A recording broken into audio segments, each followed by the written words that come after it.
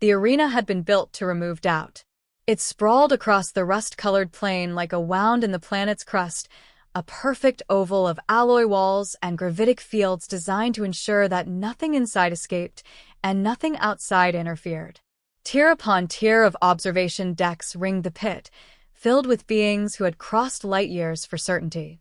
Above them, hovering lenses and sensor arrays drank in every particle of motion, every fluctuation of heat and fear, translating violence into data. At the center of the arena stood the apex beast. It was massive even by the standards of the species that had engineered it. Dense muscle coiled beneath armored hide, each fiber grown for explosive power. Its forelimbs ended in talons capable of slicing through starship plating, its hind legs planted wide to absorb the recoil of its own strength. Twin sensory crests flared along its skull, tasting the air for weakness. This creature had never lost. It had never needed to learn how. Across the arena, alone and unarmed, stood the human. He was smaller than the beast by an order of magnitude, a narrow figure dwarfed by the open space and the eyes watching him. His restraints had already unlocked, though no one believed it mattered. His clothing was simple, utilitarian, already dusted red by the planet's soil. He did not pace or plead. He stood with his weight evenly distributed, shoulders loose, gaze steady. To the observers, this contrast was the point. "This will be quick," said Varix, a senior xenobiologist, his voice transmitted to the private channel shared among the upper-tier viewers. "Human physiology does not support prolonged survival under these conditions." A military commander beside him clicked his mandibles in agreement. "Their species relies on tools, formations, and numbers. Strip those away, and they collapse." Others murmured assent. The data supported it. Bone density too low. Reaction speed insufficient. Skin unarmored. No natural weapons worth noting. The human had been selected precisely because he represented the species average. No enhancements, no exocets, no ceremonial exceptions. Below, the beast shifted its weight. The sound was like stone grinding against stone. Its attention fixed fully on the human now, pupils contracting as it calculated distance and trajectory. The arena's systems registered a spike in its aggression markers. A green symbol flashed across multiple displays. Optimal kill window approaching. The human noticed the change. He inhaled slowly through his nose, exhaled through his mouth. His heart rate, displayed on a minor diagnostic feed, remained steady. A few observers frowned at that, but no one voiced concern. Fear, after all, manifested differently across species. The human's eyes traced the beast's posture, not lingering on the talons or the teeth, but on the subtle tension in its hindquarters, the angle of its spine, the rhythm of its breath. He had seen this before, though never in quite this shape. Predators announced themselves the same way everywhere. Confidence first, violence second. A low horn reverberated through the arena, signaling the final phase. The gravitic field intensified, locking the boundaries in place. The beast let out a roar that rattled the lower decks and sent a thrill through the watching crowd. It was not a sound of hunger. It was a sound of ownership. The human did not flinch. "Look at him," one observer said, amusement coloring his tone. "He doesn't even understand what he's facing." Varix tilted his head, studying the magnified image of the man's face. There was sweat at his temples, dust on his skin, a thin cut along his cheek from an earlier, discarded test. But there was no wildness in his eyes. No pleading. No frantic scanning for escape. Instead, there was focus. The beast took a step forward. The ground shuddered. Dust leapt into the air. The distance between them closed by a measurable margin, and the beast's muscles bunched, energy coiling tight as a compressed spring. Several observers leaned closer to their displays. This was the moment they had come to see, the clean demonstration of nature perfected through science. Predator meets prey. End of equation. The human adjusted his stance. It was a small thing, almost invisible, one foot sliding back half a length, knees bending just enough to lower his center of gravity. His hands remained empty, fingers relaxed, but his shoulders aligned subtly, as though orienting to an unseen line. A junior analyst frowned at his console.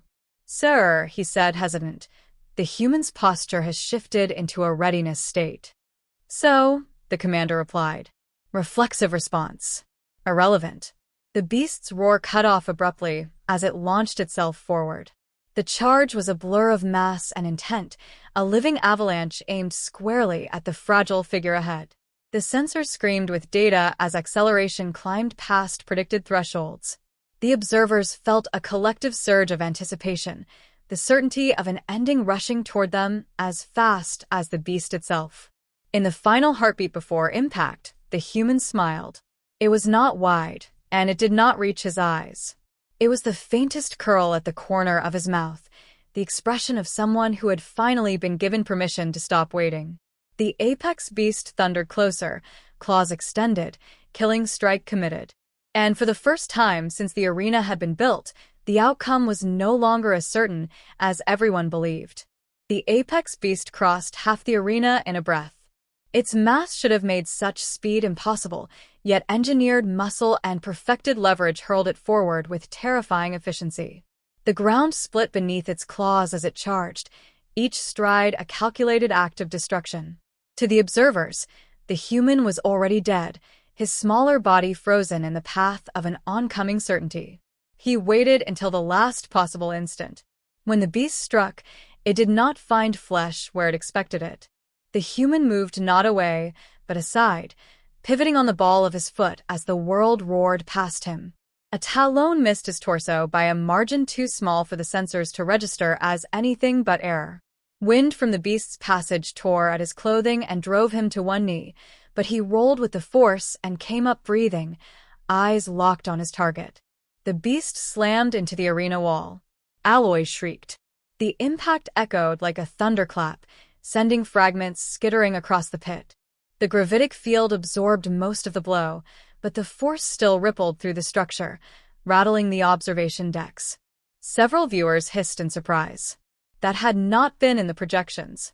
The beast recoiled, more startled than injured, and swung its head back toward the human. Confusion flickered through its posture, a fractional delay as it reassessed. No prey had ever survived the initial charge. None had ever stood so close and lived. The human did not capitalize on the moment with an attack. He backed away instead, slow and deliberate, drawing the beast's attention fully onto himself. Blood seeped from a shallow gash along his forearm where a talon had grazed him, but his movements remained smooth, economical. "Statistical anomaly," Varric said, though his tone lacked conviction. The commander did not respond. His eyes were fixed on the biometric feed. His heart rate hasn't spiked. Below, the beast roared again, this time in anger.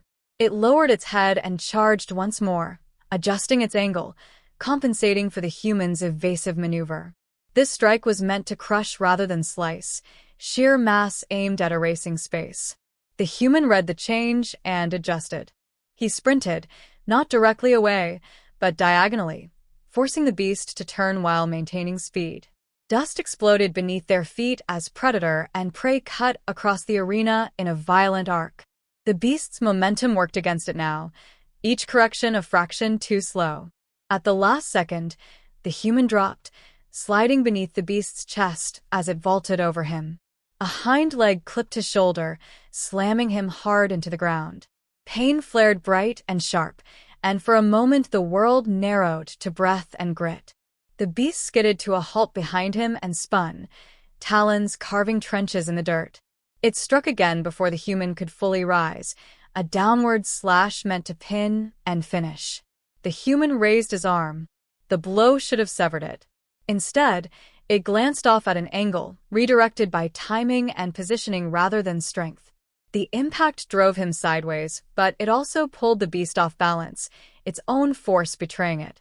The human used the momentum to roll clear, scrambling back to his feet with a hitch in his movement that spoke of injury, not defeat. The observers were no longer speaking in unison. That maneuver, one analyst began, was intentional, another finished. He anticipated the strike.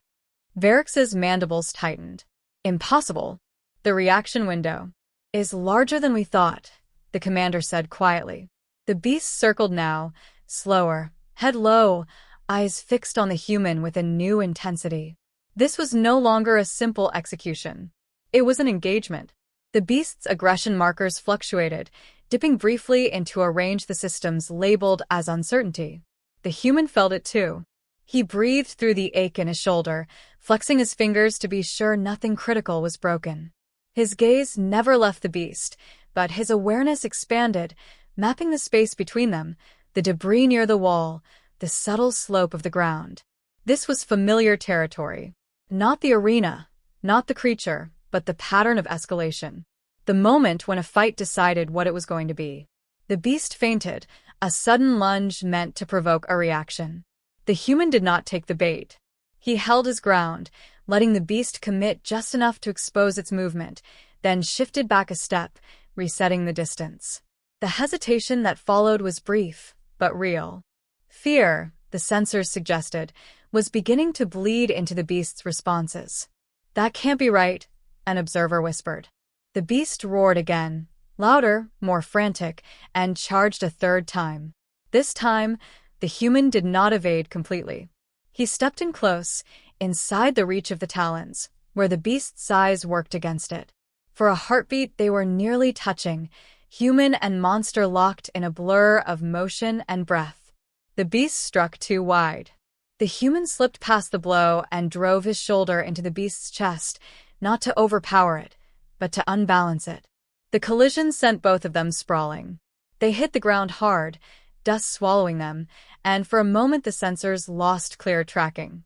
When the image stabilized, the human was already moving away, limping now, blood streaking his sleeve, while the beast struggled to regain its footing. The arena had gone quiet.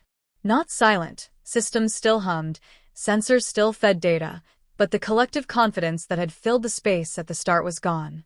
In its place was something sharper and far more dangerous: doubt. The beast rose at last, breathing heavier than before, its movements less precise. It stared at the human, no longer as prey, but as a problem that refused to be solved. Across the pit, the human straightened, pain etched into his posture, resolve hardening his expression. He planted his feet and raised his empty hands, inviting the next move. For the first time since the charge began, the apex beast hesitated. And the observers, watching that hesitation, began to realize they might have misunderstood the nature of the hunt entirely. The hesitation lasted less than a second, but it changed everything. The apex beast shifted its weight, uncertain now, instincts colliding with unfamiliar data.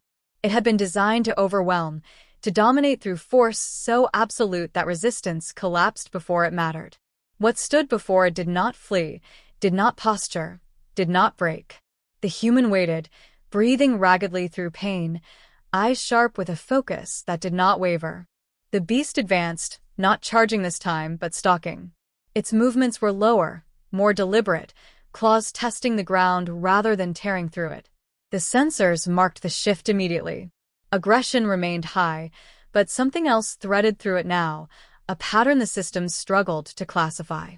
Caution. The human recognized it without thinking.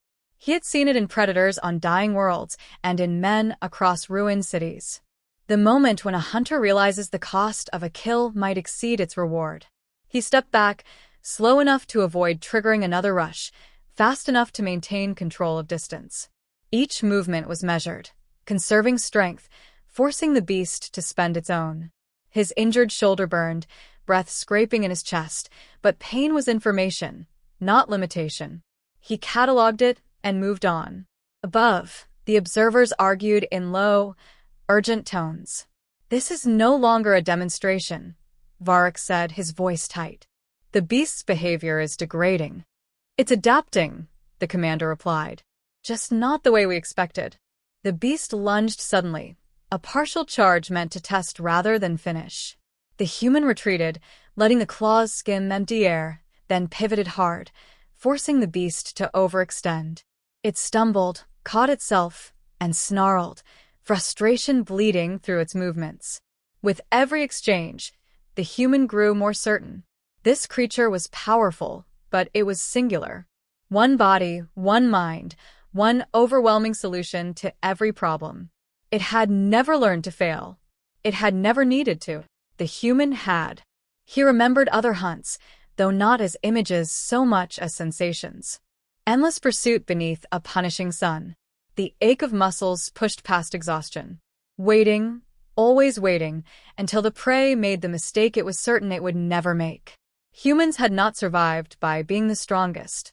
They had survived by being relentless. The beast charged again, slower now, conserving energy, aiming to crush rather than chase. The human let it come. He sidestepped at the last instant, close enough to feel heat radiating from the beast's body, close enough that its bulk blocked his view of the arena. He reached out as he passed, striking not with force, but precision, slamming his fist into a vulnerable junction beneath the beast's sensory crest. The reaction was immediate. The beast roared, a sound torn loose by pain rather than dominance, and whipped around blindly, talons carving air. The human was already gone, retreating toward the scattered debris near the wall, drawing the beast after him. Damage to neural feedback, an analyst reported. Localized but significant. Varric stared at the feed. That point was classified. No, the commander said slowly. It was overlooked. The beast's breathing had grown labored now, massive chest heaving as it tracked the human's movement. Its strikes were less coordinated, anger bleeding into each attempt.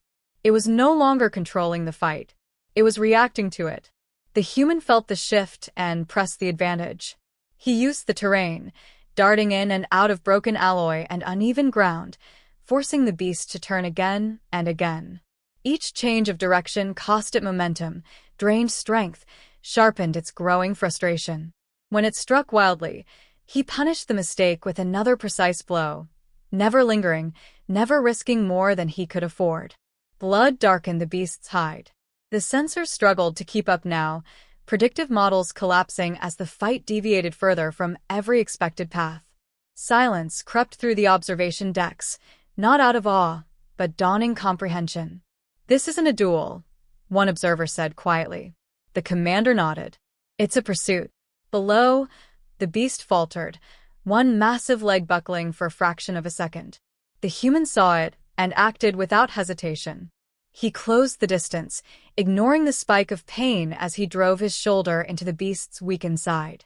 The impact toppled the creature, its enormous body crashing to the ground with a force that shook the arena anew. The beast struggled to rise. It thrashed, claws tearing at dirt, but its movements lacked coordination now, fatigue and injuries stealing the precision that had once made it unstoppable.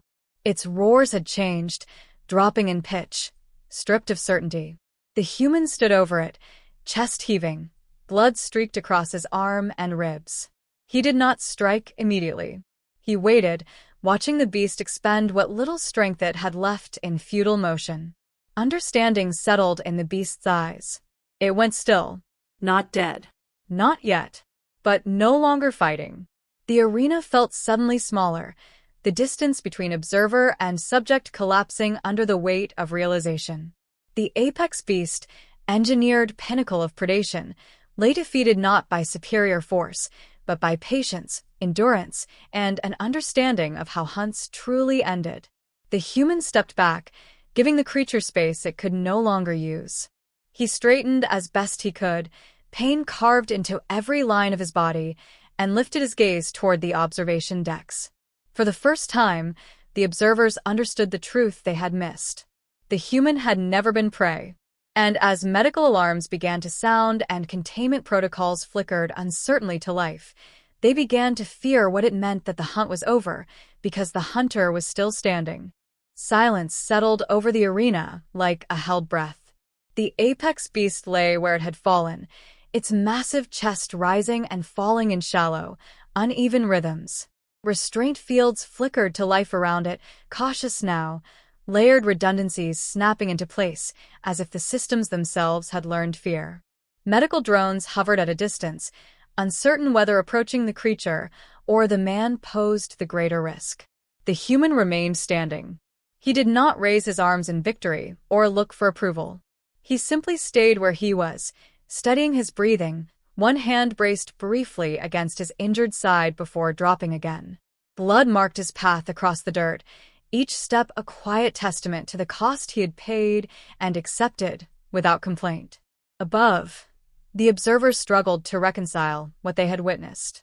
No vital collapse, an analyst reported, voice tight. The beast is alive, but incapacitated.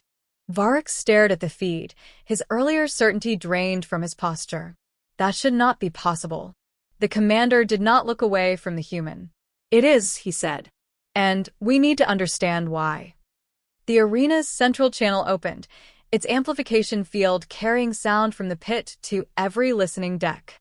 For a moment, nothing came through but the wind skimming over broken ground. Then the human spoke. You called this a demonstration, he said, voice hoarse but controlled. A lesson. His gaze swept the tiers above him, unafraid, unbowed. He did not sound angry.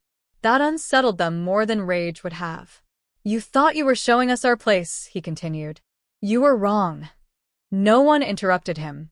No alarms cut the feed. Something in his tone made it impossible to dismiss him as a defeated subject or a lucky anomaly. We don't win because we're stronger, the human said. We win because we don't stop. The words hung in the air, simple and precise. The observers felt their weight settle uncomfortably into the gaps of their understanding. Varric leaned closer to his console. Endurance predation, he muttered, piecing it together too late. They outlast threats rather than overpower them. Yes, the commander replied. And they learn from every failure. Below, the human took a step back from the fallen beast, careful not to turn his back on it until the restraint field stabilized completely. Only then did he allow his shoulders to sag, just slightly, the smallest concession to exhaustion. You built something to kill, he said. We built ourselves to survive. Containment crews began to move at the edges of the arena, their approach cautious, deferential. None of them came too close to the human. Not yet. The arena systems chimed, attempting to formally conclude the event. The sound rang hollow. What happens now? One observer asked, unable to keep the unease from his voice. The commander answered without hesitation. Now the galaxy rethinks its assumptions. The human heard none of the private exchanges, but he felt the shift regardless. He turned away from the beast at last and began walking toward the exit gate, each step measured, unhurried. No one stopped him. No one tried. As he reached the threshold, he paused and looked back once, not at the beast, but at the watchers beyond the glass and alloy. If you're looking for monsters, he said quietly, be careful where you point them. The channel cut. The gates opened, and the human disappeared into the corridor beyond, leaving behind an arena full of beings who had come seeking certainty and found something far more dangerous. Far above the pit, systems flagged the event for review, then reclassification, then suppression. Records were sealed. Projections revised. New threat assessments drafted in hurried silence. None of it changed the truth that lingered long after the dust had settled. They had tested humanity to prove its weakness. Instead, they had announced its nature to the galaxy. And somewhere beyond the arena's walls, a wounded human walked on, already recovering, already adapting, while those who had watched him began to wonder how many others like him existed, and how many hunts humanity had already survived.